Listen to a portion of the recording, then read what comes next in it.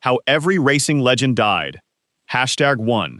Ayrton Senna, May 1st, 1994, San Marino Grand Prix, Imola. Senna was already a three-time world champion. He didn't need to prove anything, but that weekend felt wrong from the start. Friday, Rubens Barrichello crashes violently, survives. Saturday, Roland Ratzenberger dies on the same track. Senna wanted to stop the race. He couldn't. Sunday, lap 7, Tamburello corner. His Williams car goes straight instead of turning. Hits the concrete wall at 211 kilometers per hour. A suspension piece pierced his helmet. He never regained consciousness. He was 34. Brazil declared 3 days of national mourning. 3 million people lined the streets of Sao Paulo for his funeral. To this day, polls of F1 drivers across every generation vote him the greatest of all time. The sport was never the same. #2. Roland Ratzenberger. The day before Senna died, Roland died on the same track. He was Austrian. It was only his third Formula One race. He had spent years scraping money together, doing odd jobs, racing in Japan, doing anything just to reach F1. He finally made it. Saturday qualifying. His front wing was damaged from an earlier incident.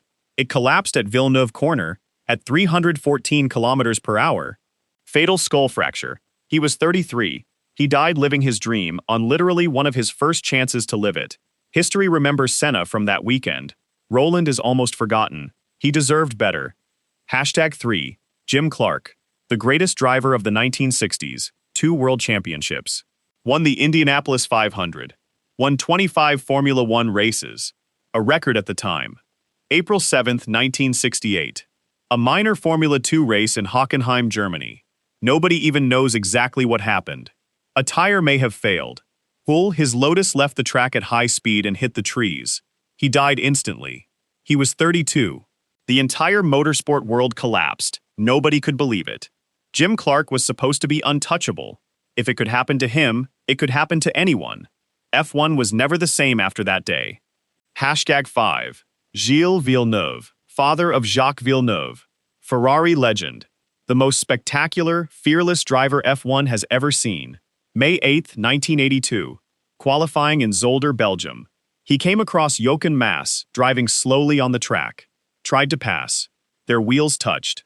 Villeneuve's Ferrari launched into the air, disintegrated, and he was thrown from the car at massive speed. He died hours later. He was 32. Enzo Ferrari, who never showed emotion publicly, wept. He called Villeneuve the greatest driver he ever had. Fans in Canada still treat him like a god. The Montreal circuit is named after him. No one who watched him drive ever forgot it. #6. Lorenzo Bandini Monaco Grand Prix. 1967.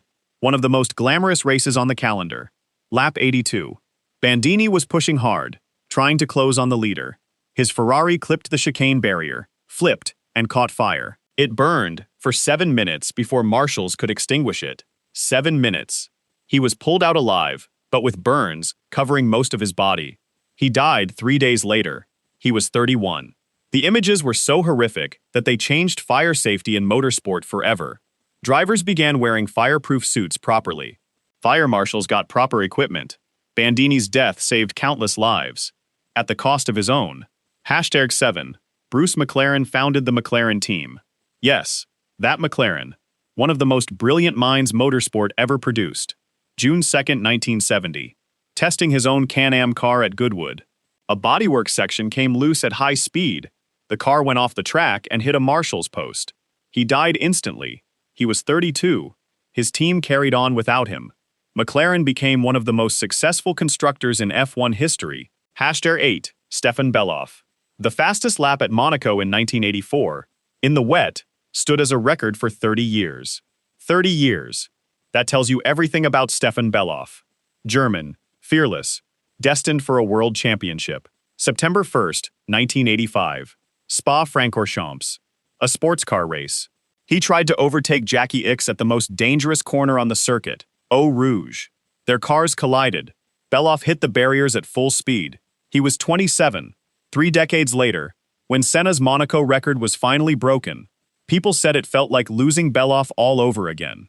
He is the greatest driver who never became world champion.